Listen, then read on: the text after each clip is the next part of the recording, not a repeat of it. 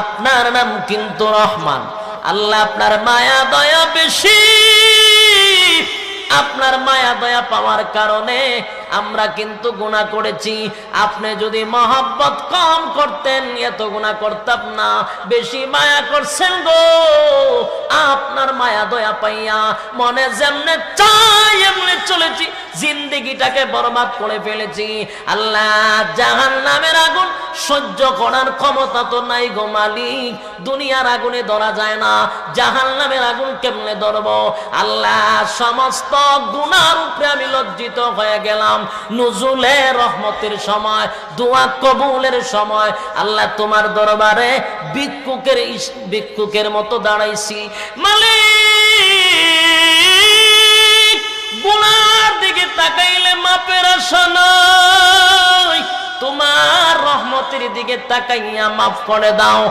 আর জীবনে কোনোদিন গুনাহ করব না, অন্যায় করব না, অপরাধ করব না, তোমার হুকুম রাসূলের তরিকায় জিন্দেগি চালাবো।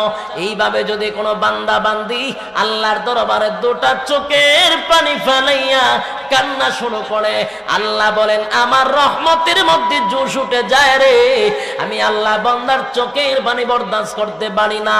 ফেরেশতাদেরকে ডাক দেয়া বলেন, ফেরেশতারা শুন, আমার বান্দা তো আমারে কোনোদিন দেখে নাই, আমার বান্দা জাহান্নাম দেখে নাই, আমার বান্দা জান্নাত দেখে নাই, আমার বান্দা আমার শাস্তি জানে না।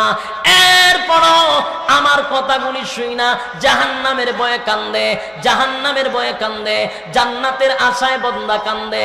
আমি আল্লাহ তোদেরকে সাক্ষী রাখলাম, আমার বান্দাগুলির চোখের পানি আমি আল্লাহ বরদাস্ত করতে পারি না রে।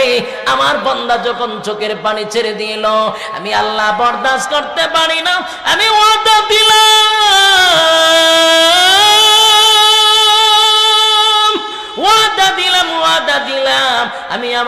আমি আমার বান্দাদের গুনাহ চিরতরে মাফ করে দিলাম। শুধু তাই নয়, বান্দার গুনাহ পরিমাণ আমি নেকি দিয়া ভরপুর করে দিলাম। একটা জবান বন্ধ রাখবেন না, জোরে করে আল্লাহু আকবার। আরো জোরে করে আল্লাহু আকবার। আল্লাহর কত মায়া দেখছো নি? আমার মালিকের কত মায়া গো, আমার মালিকের কত মায়া। আল্লাহরে গালি দিল আল্লাহ খাওয়ায়, নাস্তিকরাও খাওয়ায়, আস্তিকরাও খাওয়ায়। সকালে যদি কেউ আমার মালিকরে গালি দেয় রে, বিকালে তার জন্য খানা রেডি রাখে, কারণ আমার মালিকের নাম হলো রহমান। আল্লাহ বলে শোন, এই চোখের পানির এত দাম, এত দাম, এত দাম। কিয়ামতের কঠিন ময়দানে যখন আমাদেরকে ধরার জন্য জাহান্নাম তখন কিদায় পাগল হয়ে যাবে।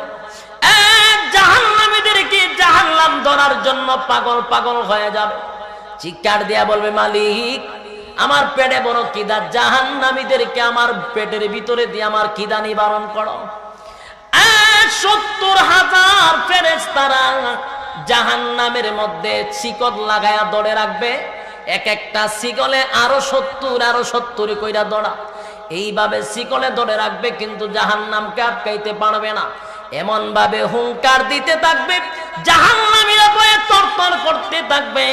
জাহান্নামের এমন তর্জন গর্জন শুই না শুধু উম্মত নয় রে, অনেক নবীরাও বলতে থাকবে, ইয়া নফসি, ইয়া নফসি, আমার কি উপায় হবে, আমার কি উপায় হবে।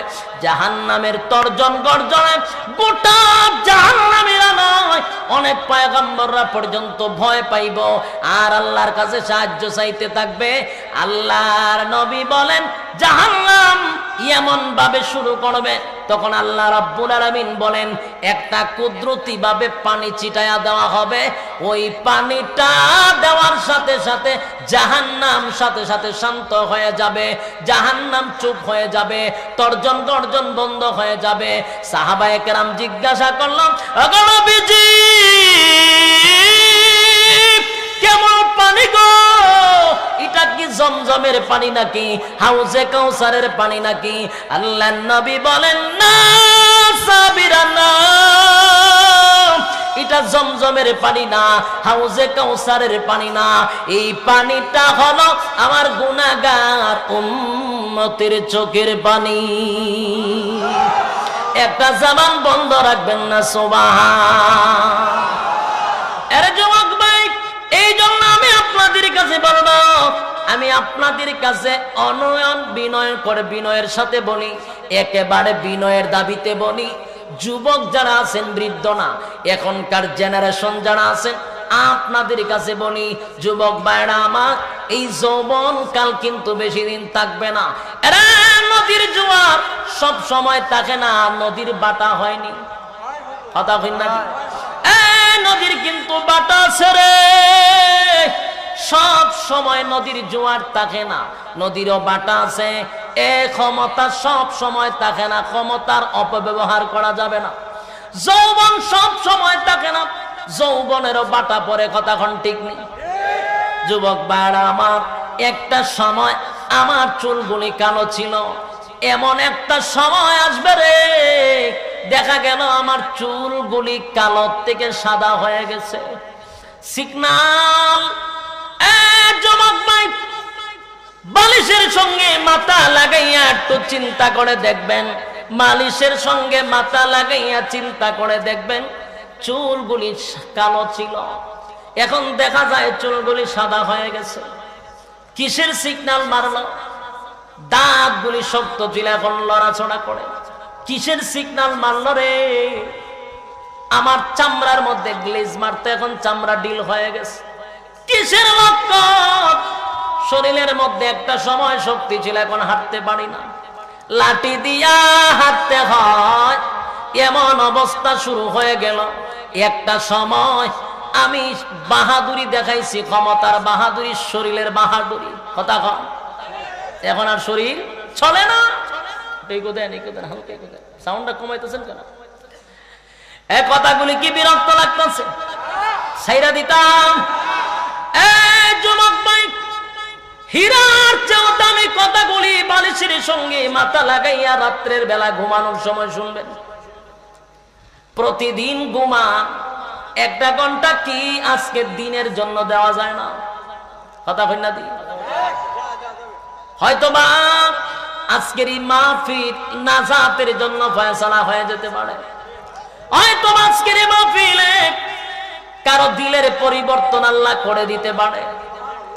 আল্লাহ হয়তোবা কোন যুবকরে পরিবর্তন করেও দিতে পারে। আমার মালিক উসিলা চায় রে, যদি এই মজলিসে বৈশা আজকে চোখের পানি ছেড়ে দিয়া কয়, মালিক আর জিন্দেগিতে গুনাহ করব না, আর জীবনে আল্লাহ কোনদিন আপনার নাফরমানি করব না, মালিক আপনার কাছে লজ্জিত, মাফ করে দেন। এই মাহফিলে মাফ করে নিষ্পাপ বানাইয়া বাড়ির দিকে পৌঁছায়া দিবে। যুবক ভাইরা আমার, যৌবনকাল সব সময় থাকে না গো, ক্ষমতার বাহাদুরিও থাকে না। একটা সময় যৌবন ছিলাম, এখন বৃদ্ধ হয়ে গেছি, এমন অনেকেই মনে মনে ভাবে। কিন্তু যৌবন কালটা যদি আমার মালিকের কাছে না লাগাই, তাহলে জিন্দেগির 4 পয়সার কোনো দাম নাই। আল্লাহ বলেন, আমি আসমান আর জমিন বানাইছি মাত্র 6 দিনে বানাইছি রে বান্দা, 6 দিনে। আর তোরে বানাইছি আমি 10টা মাস 10 দিন লাগাইয়া। আল্লাহ বলেন, ওয়ালাকাদ কাররামনা বানি আদম, সমস্ত সৃষ্টি জগতের মধ্যে আমি আদমরে শ্রেষ্ঠত্ব দান করছি। বান্দা, এখানে শেষ নয়। আল্লাহ বলেন, আমি সবকিছু বানাইছি, কোথাও হাত লাগাই নাই। তোরে বানাইতে গিয়া আমি আল্লাহ কুদরতি হাত লাগায়া দিছি। এখানে শেষ নয়। রব্বে কারীম বলেন, সবকিছু বানাইছি, কোন জিনিসকে আমি সুন্দর করে বানাইছি কথাটা বলি নাই, কিন্তু আমি তোরে বানাইছি সুন্দর করে, 4টা কসম কাইরা কইছি। সুবহানাল্লাহ কইতেন। আল্লাহ আসমান বানাইছে, জমিন বানাইলো, 7 আসমান 7 জমিন, সূর্য চন্দ্র গ্রহ নক্ষত্র বানাইছে। কোথাও তো আল্লাহ বানাইয়া বলে নাই সুন্দর করে বানাইছি। আল্লাহ